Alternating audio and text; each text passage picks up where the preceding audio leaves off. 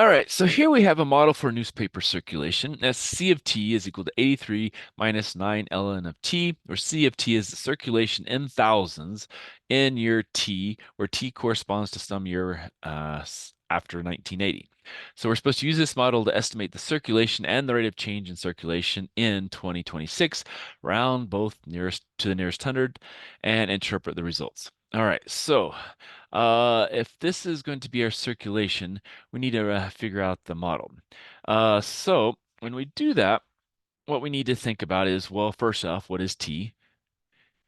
T is equal to 46 years. So we've got 20 years after that to get to 2000 and 26 more years after that to get to 2026.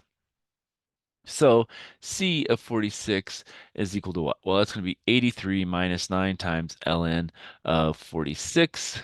And so we plug that into our calculator. Or we try to anyway. All right, so we have 83 minus, and then we have 9 ln 46. So that's 48.542, and that's in thousands. So let's multiply that by 1,000 to start with. Okay. And the problem said round to the nearest hundred. All right. So if we round that to the nearest hundred, that's 48,500. So that is going to be what we put here. And again, what we actually came up with here was 48.54223 thousand newspapers. And we multiplied that by 1,000. So we got 48,542.23 newspapers. And then that was approximately 48,500 newspapers. All right, so that was kind of what we did in the calculator to get to the model to know the circulation in 2026. Now we want to know, how is that changing? All right, well, how is that changing? Well, that's going to be, we need to find C prime of T. All right. Well, the derivative of a number is a number. And now we should probably go back up to here. So that's going to be a number. So that's 0 when we take the derivative. Derivative of ln is 1 over. And so basically we're going to have a minus 9 over t. And again, that's the 1,000 papers. And now because we did a derivative, it's per year. Now we have to figure out what that is and 2026. Well, that's a minus 9 over 46. And if we do all the same thing we did in the last one, so we're going to take a minus 9 divided by 46. So that's the number, that's that many thousand papers per year that's changing by. It's decreasing by that many. Let's convert that into 1,000 multiplied by 1,000. So it's really decreasing by about 195.65 newspapers per year. And so if we round that, that's about 200 newspapers per year if we round to the nearest hundred. So again, that was a minus 0.19565 thousand papers per year.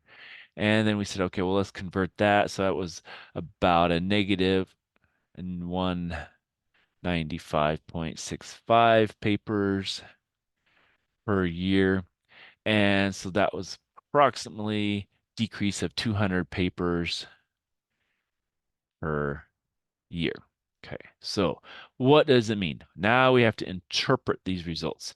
So we could say the circulation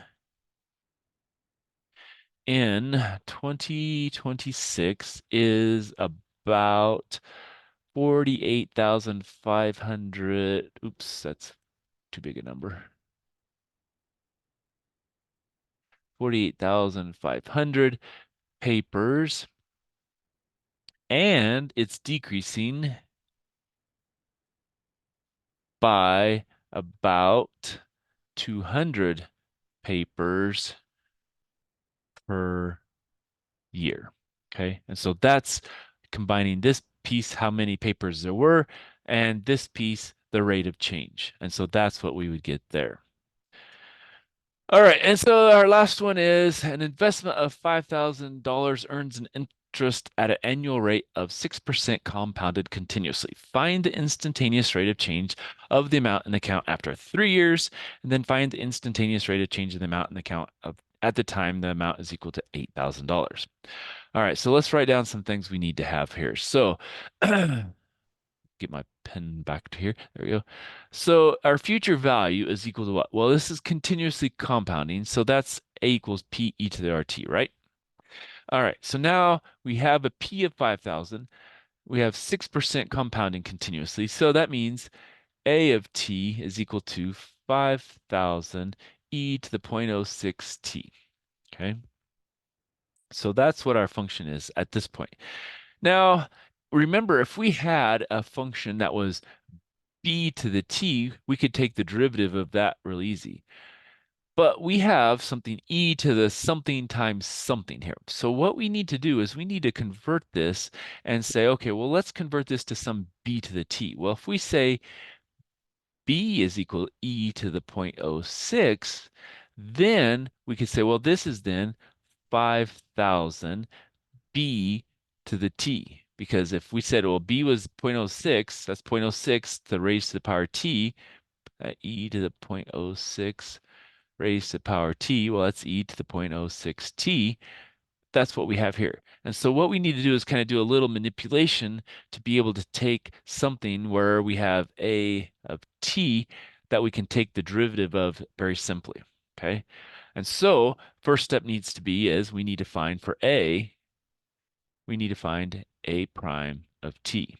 And again, all of this was to make it so we could find a prime of t relatively simple. So now we're taking the derivative of this here piece here.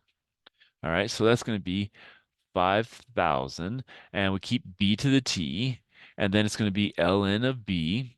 Now let's resubstitute what b was, e to the 0.06, so that's 5,000, and that's then e to the 0.06 t, and then that's ln of e to the 0.06. Okay, well, can we simplify that? Yeah, sure.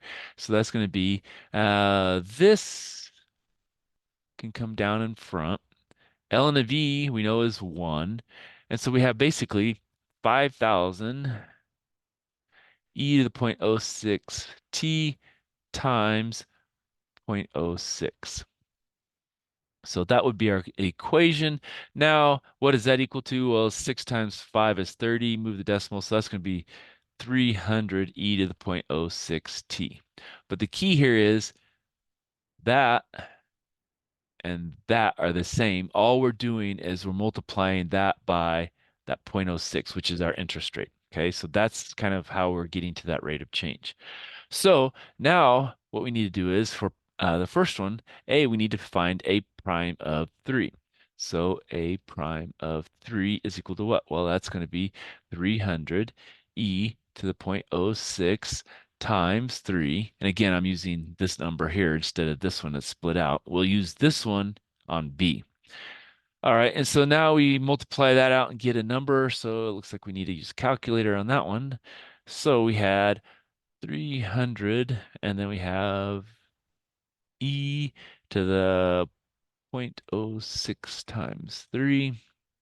So it's 359.17. And we're using money, so I'm just going to round to the nearest penny. So 359.17, and it's dollars, and it's per year. Okay, so that's our rate of change. Remember, when you have a rate of change, which is the derivative, it's per something. And so in this case, it's per year. All right, so that's what A is asking for. So this whole piece is what A is asking for. Now, B, what is it asking for? Find the instantaneous rate of change of the amount in the account at the time the amount is equal to $8,000. Okay, well, $8,000, that's going to be your A of T. That's going to be our future value. Well, what do we say future value was? Well, that's PE to the RT. Well, PE to the RT, that's going to be basically this piece here. And so it's going to be basically taking 8,000 times 0.06. And so what we can do is we can say, well, A prime of T is equal to 0.06 times our A of T, which is our future value, which was 8,000. And 6 times 8 is 48, so move decimal, so that looks like it's going to be $480 per year. And so that would be our solution to B. And again, that's why I wrote this as kind of split apart. So it's the value here, which is just the future value is P times E to the RT. That's P times E to the RT. And we know that the future value they say is 8,000. So that's our A of T. Well, this is A of T. So we're just taking A of T times 0.06. So 0.06 times A of T, we get the 480. Okay. All right, so that should cover most of the types of problems in the book. And if we have any questions, we'll talk about them later.